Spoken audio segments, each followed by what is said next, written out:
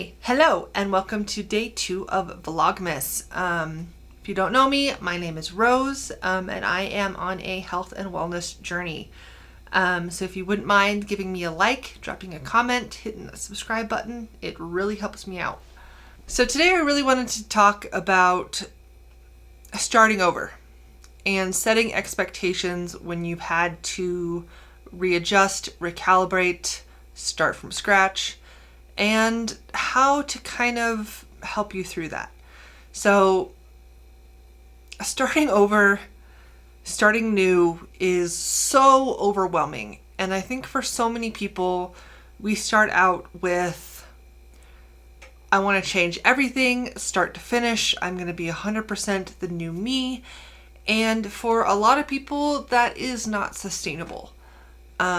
And a lot of that is the expectations you have of not only yourself, but of the people around you, your support system. I think, at least for me, a lot of the times it is a problem of overestimating my ability to do something.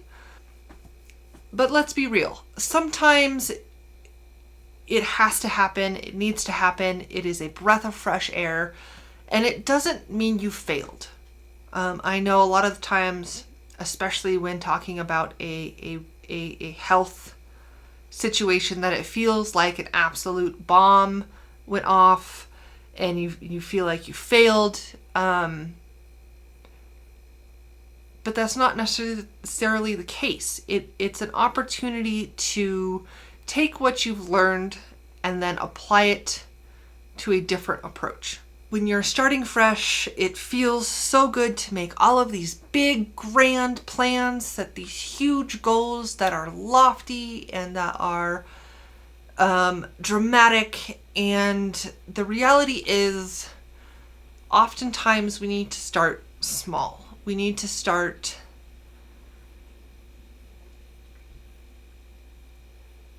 really kind of parcel out those goals into sub goals and then really take manageable chunks.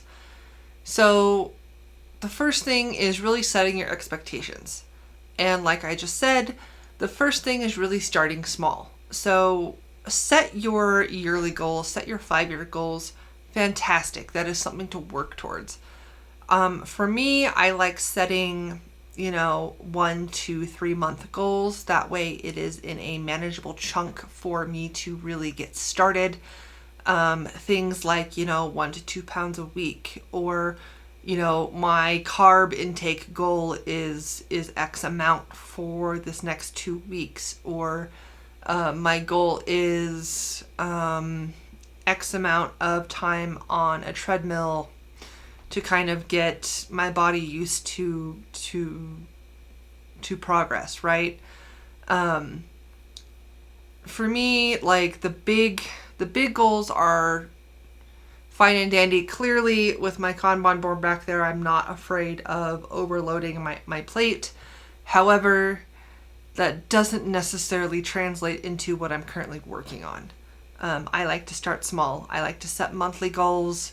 They're easily achievable. I usually set a good, better, best. So I have a minimum requirement and a, oh my goodness, I can't believe I hit that, which just feeds into my dopamine system. For me, it really works. The second thing is accept imperfection.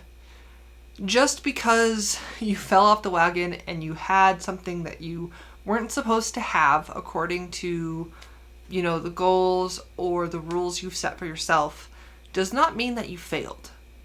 It means that you're human. And that should not be like the main driving force when making a decision for your next move. So for me, I'm on a health and wellness journey. Me having a flare day with my back or with my POTS or with my cerebral palsy, well, I've now failed that day, right? Because I've had to listen to my body's limitations.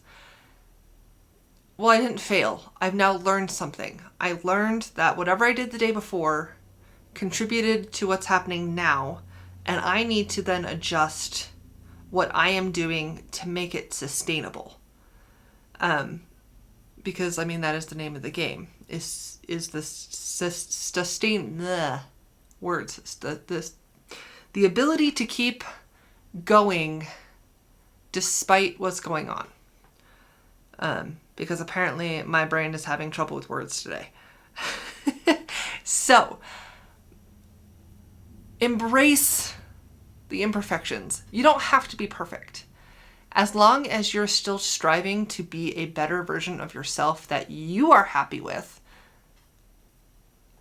you are beautiful. You're golden. You're on the right track. Again, value progress over perfection. For me, I'm going to fall off. I have a food issue. I have chronic illnesses. I have a 3-year-old at home. My life at any given point is absolute chaos, and it's not going to be perfect. It's not going to be, Pinterest worthy. That's okay. It doesn't have to be. For me, as long as I'm hitting my goals, even if I am not hitting, say for example, I set a 2-pound a week goal. If I'm not hitting that, but I'm still moving the needle in the right direction, I'm still losing, even if it's only half a pound that week, I'm still in the right direction, which for me is all that matters, right? It just means that my end goal is pushed a little farther. I don't care, because I'm still going, I'm still transforming into the person that I want to be. So, now that we've set our expectations, or at least thought about them, how do we get comfortable starting again? First thing, embrace uncertainty. Like I said, your plan is going to go to shit. Inevitably. Something's going to happen. You're going to have a bad day. Life is going to get in the way. Your pet needed to go to the vet, and so you didn't get the workout in, or you didn't have the time you needed to do the thing that you wanted to do, or wow, you just had 8 hours of meetings and you just need to read a book and not think about recording a video or going for a walk. Or you can go for a walk, like your body can handle a walk, but it can't handle weights, or vice versa. That's fine. Life is unexpected. That's part of the fun. That's part of the journey. The point that you need to get comfortable with is adjusting, is pivoting, is also taking that and going, okay, I've had to pivot. What options do I have that I can fit into what's going on? It's something that I have to do quite often with chronic illness. For example, most of October, most of November, I was constantly in a position where I couldn't really do a whole lot. I was really not physically doing well. And so a lot of what I wanted to do got pushed off. And I can either beat myself up about that or go, okay, let's sit down, let's figure out a plan. What can I do to make up that ground in a way that is manageable to myself?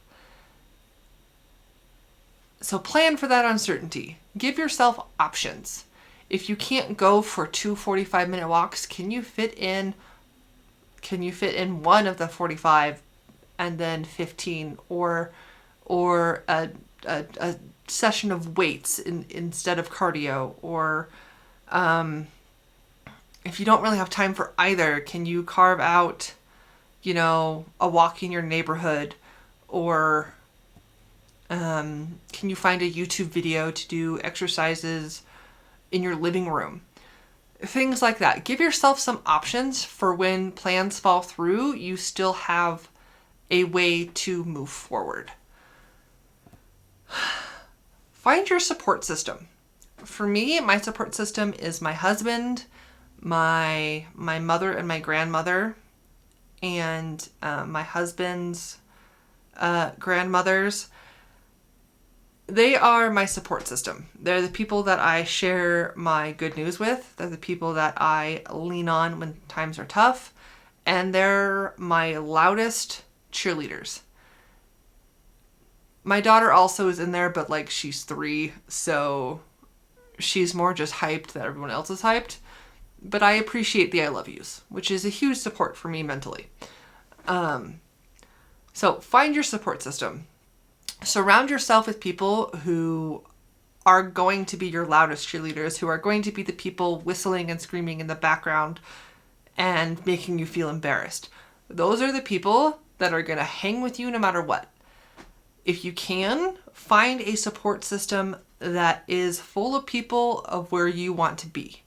If you surround yourself with people who are a negative influence, you are going to eventually emulate them and you're going to stagnate. You're going to go nowhere.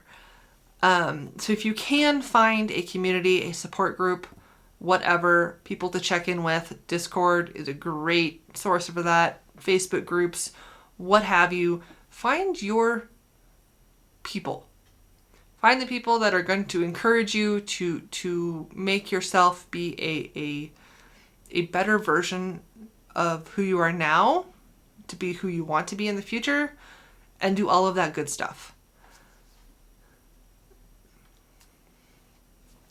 Reflect often. Now, this is something that I do a lot. I spend a lot of time self-analyzing, pulling myself apart to figure out how I work, like how my brain ticks, to then adjust. For me, I do a lot of journaling, I do a lot of writing, a lot of these videos are said reflections, and it just clarifies. And sometimes the lesson needs to be learned a few times over. That's okay. But if you're not willing to change, you're not going to get anywhere. So when you reflect, not only do you get to appreciate how far you've come, but you get to really figure out where you want to go, how you want to do that. It's a way to really just make sure that you're doing exactly what you want instead of what others want.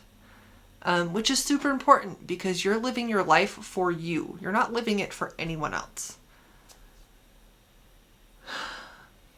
So the last point is to adjust your expectations as you go and as you grow.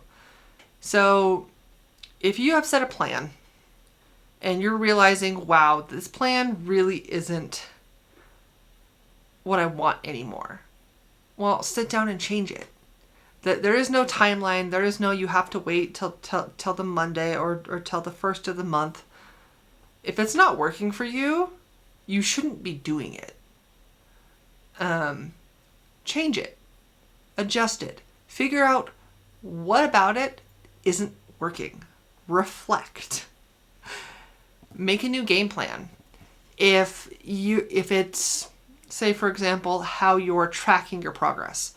Putting a tracker in a planner isn't working, but you find that moving game pieces on a board, so to speak, is how it works for you. Great.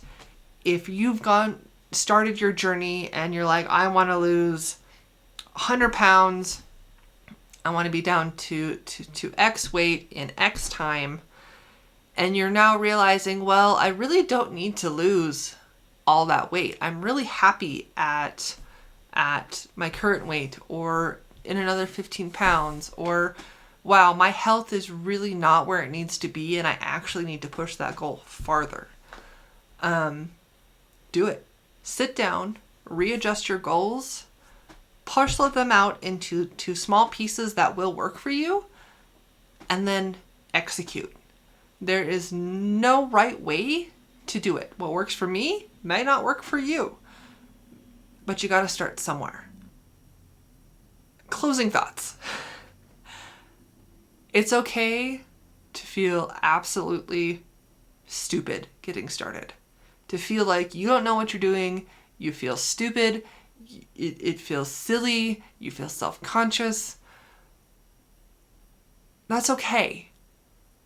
It's okay to not know what you're doing, to feel like you're running around with your head cut off. Totally acceptable. Everybody starts out feeling that way.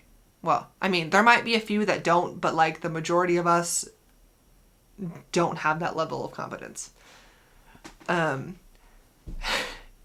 Starting over is not a weakness. It's a strength. It is knowing when something isn't serving you, taking the lesson you've learned, and then applying it to what will serve you.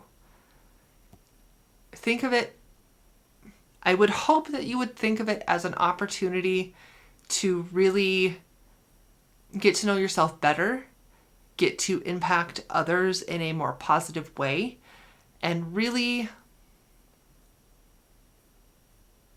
have the opportunity to love yourself the way that you deserve to. And I don't know about you, but that is one of the hardest things to do. Let me know what you think about it in the comments. Do you have any tips, tricks, comments, concerns? Let me know. See you in the next one.